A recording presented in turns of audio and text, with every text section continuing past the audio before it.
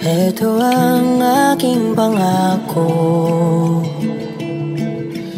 pag-ibig na di maglalaho.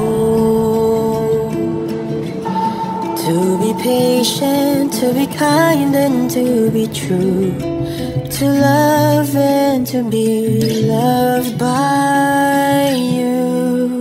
Chika Minute, Binulabog, Iloilo, Don Bell, sunod sa yapak ng Katden.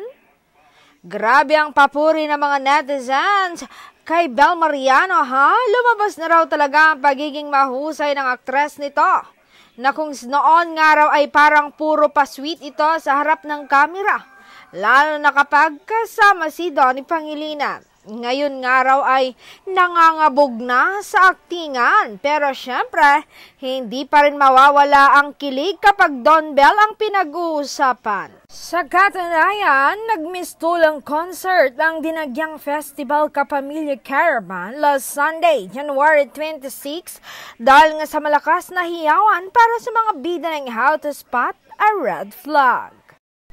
Mainit ang pagmamahal ng mga taga Iloilo para sa Don Bell nang mag-perform sila ng hit song na namumula na theme song ng kanilang serye, na mapapanood na ngayon sa primetime sa Kapamilya Channel A to Z at TV5.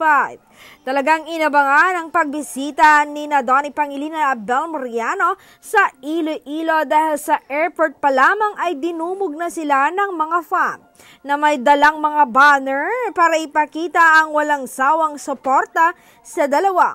Hindi naman nagpahuli sa kilig ang team online, dahil nag-trending sa X na dating Twitter ang sweet moments ng dalawa on stage at damang-dama nila ang feel-good vibes na hatid ng Don Bell.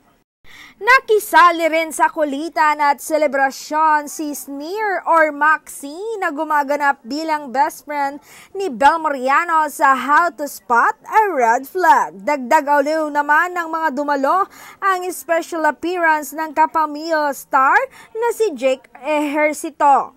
Well, sa tingin ko ay handang-handa na rin talaga ang Don Bell sa mas malalaking obligasyon na nilampasan ng mga love team na tulad ng Katden, Joslia at marami pang iba.